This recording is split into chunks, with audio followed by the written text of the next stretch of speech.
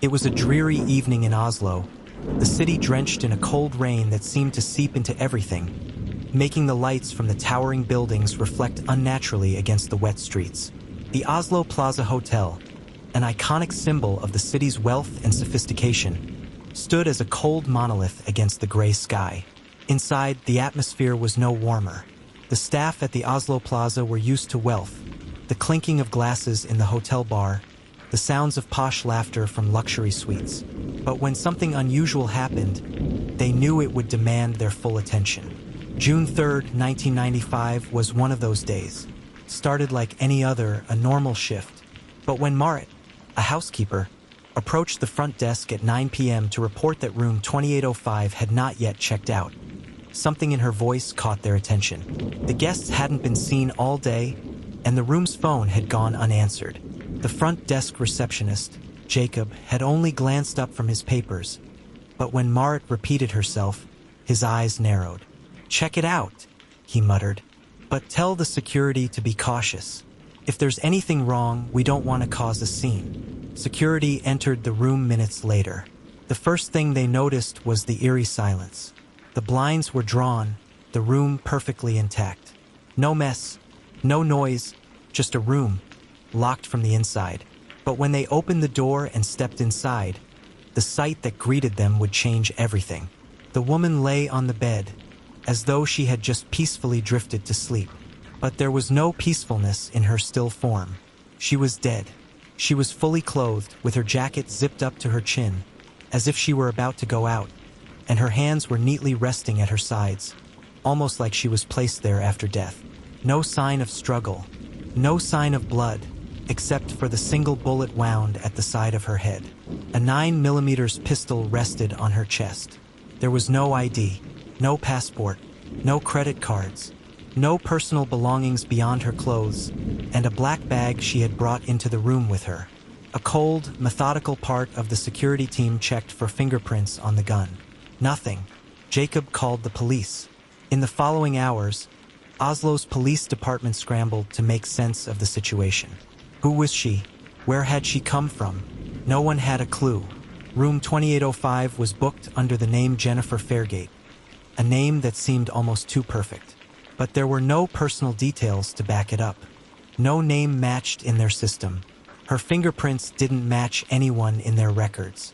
And her body carried a deep, haunting mystery, one that would lead investigators down a path that could never be fully understood, no matter how many files were opened, no matter how many tapes were listened to. They knew this. They weren't dealing with just another tragic suicide.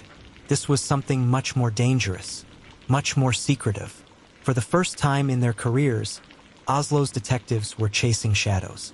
But those shadows would prove to be even more dangerous than anyone could have predicted.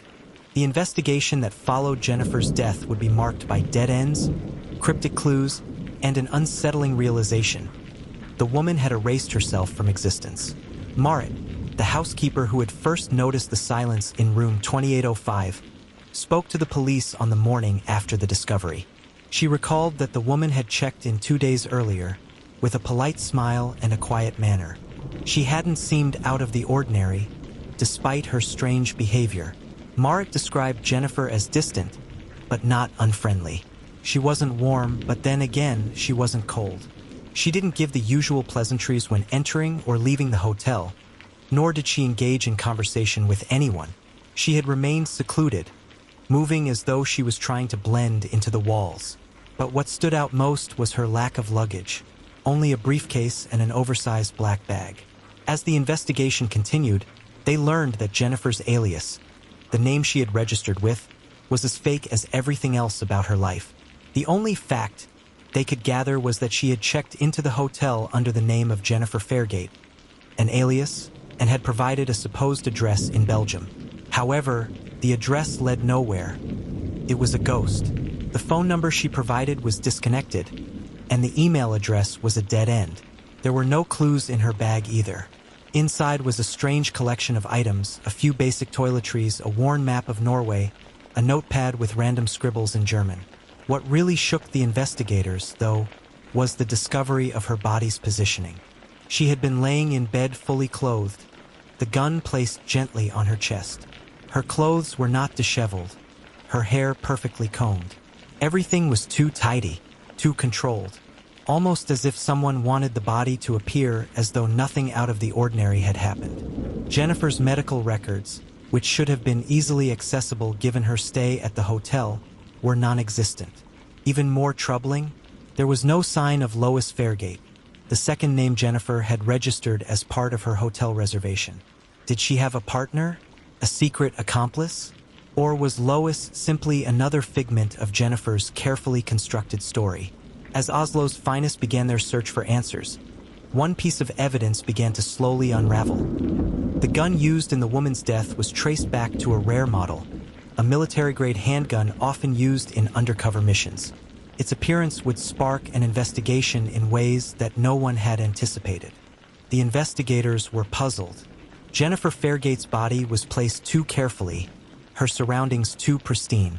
A clean and neat hotel room with no luggage or identification, and a locked door that only seemed to be locked from the inside. Something about it all screamed premeditated. The police began to consider suicide, as the scene resembled that of a woman who'd taken her own life. After all, the evidence, a gunshot wound to the head, the neatness of the room, and the appearance of a suicide note, seemed to fit. But there were glaring issues with the theory. First of all, the door had been locked from the inside, chain, bolt, and all. That meant whoever had locked the door had to have done so manually. They would have had to make sure the room was secure. But no one had seen Jennifer lock the door. And, to make matters worse, there were no fingerprints on the gun.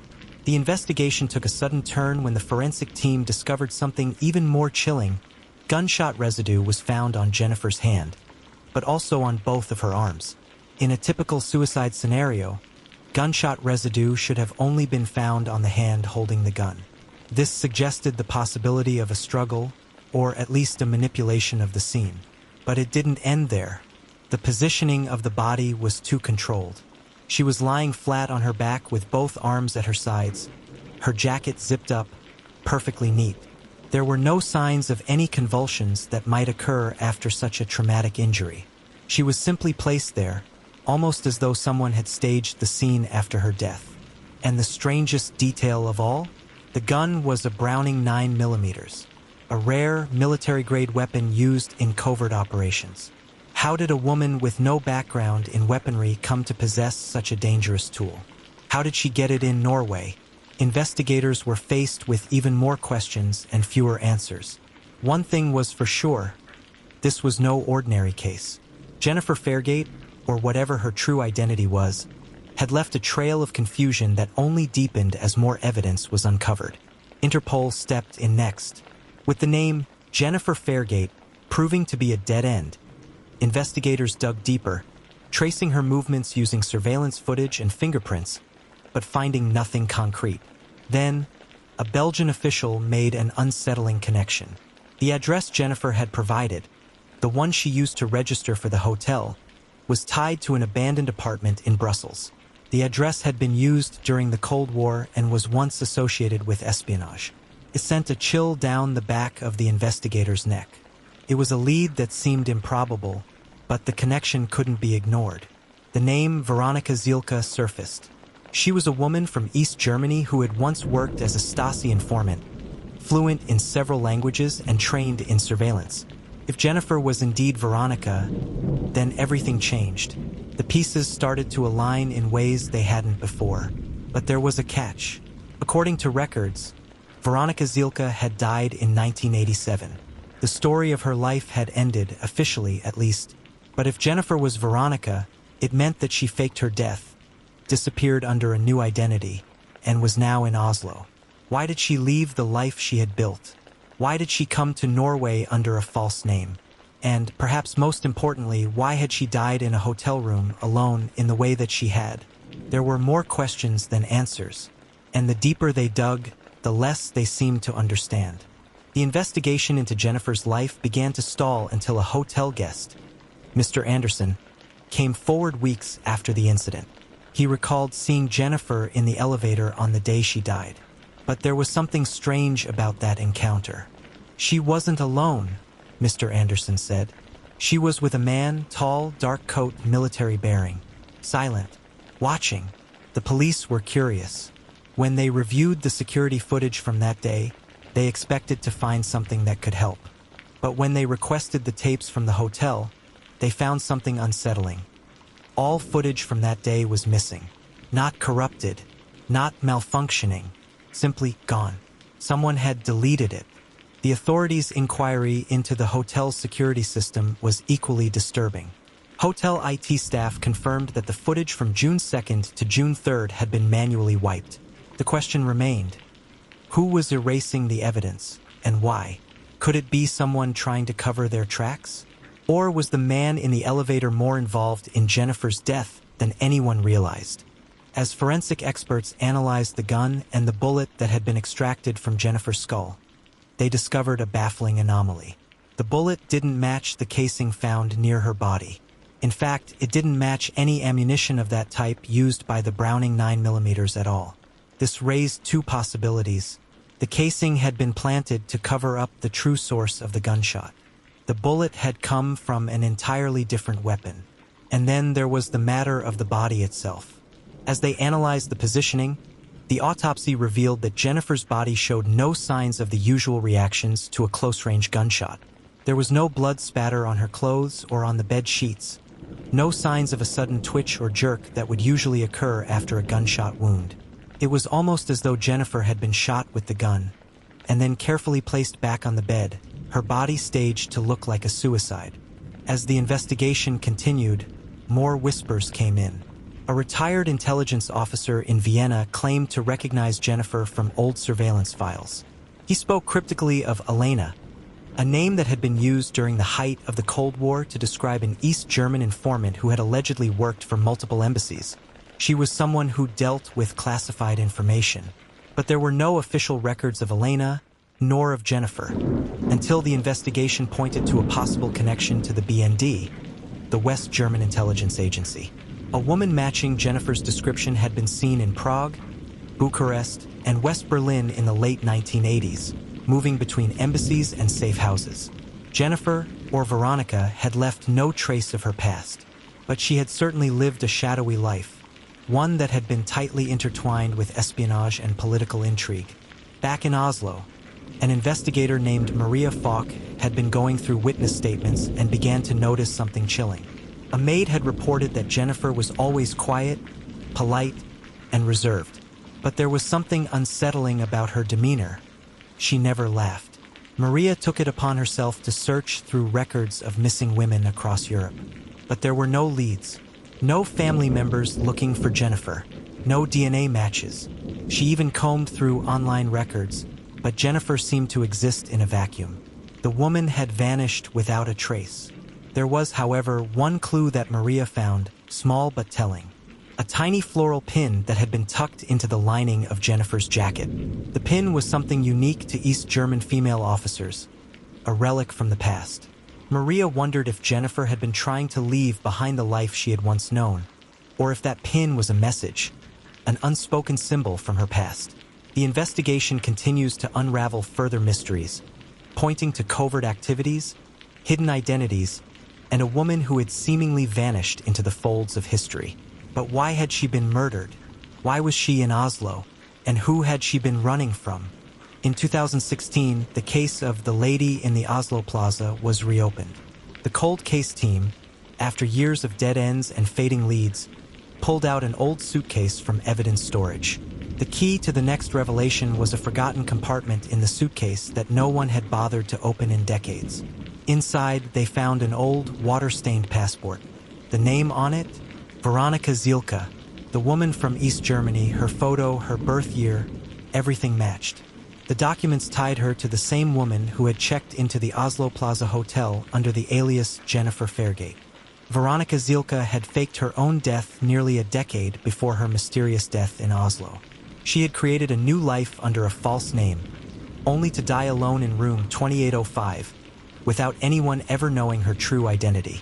The question now was why she had disappeared in the first place. And more perplexing still, why did she return to Oslo? It wasn't until 2021, years after the initial investigation had gone cold and the media had largely forgotten, that a breakthrough arrived in the case. Norwegian journalist Lars Christian had spent 5 long years researching and investigating the life of the woman who had been buried under the alias of Jennifer Fairgate. He painstakingly tracked down former intelligence agents, combed through declassified files, and uncovered documents no one had seen in years. Then, Lars received an anonymous package, a cassette tape, sent from Brussels. It was an old recording, the voice unmistakable. "I was never supposed to survive the Cold War," Veronica's voice echoed through the speaker. "But I did, and now I'm tired of running. If you're hearing this, maybe I'm finally free." Lars listened in disbelief as the truth of her life unfolded. A life lived in shadows, never fully her own. Veronica, a woman caught in the web of Cold War espionage, had disappeared in an attempt to escape her past. But the forces that had shaped her, the secrets she'd kept, followed her until her final moments.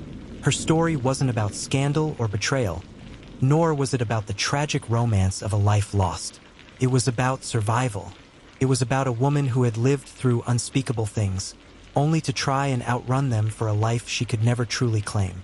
She had left behind nothing more than a handful of relics. Empty rooms, half-filled notebooks, and a grave marker that read simply, "Unknown woman, died in room 2805, not forgotten." Lars, standing in the cold cemetery years later, looked at her headstone. The words haunted him. What Veronica Zielke never spoke aloud in life, what her voice now told the world in quiet confession, was that her story was more than just a tale of espionage. It was a lesson in resilience, in erasure, in surviving the unspeakable. Her death, her final act of silence, was never just about the bullet that ended her life. It was about the life she had fought to keep hidden. A life lived with shadows, secrets, and a haunting struggle for survival in a world that had never allowed her to exist as herself. As the story of the lady in the Oslo Plaza concluded, Lars couldn't help but reflect on the unsolved cases that still lived within the world's forgotten corners. In the cracks of her silence, Veronica had left a legacy, a puzzle that refused to be fully solved. And sometimes, in silence, the greatest stories are whispered, not for the world to hear, but for the world to remember. Her name may never have been known, but her story would always remain, echoing in the corridors of forgotten cities. If you found this story gripping, let us know. Like this video and subscribe to Cold Case Chronicles for more chilling, unsolved mysteries that will make you question everything.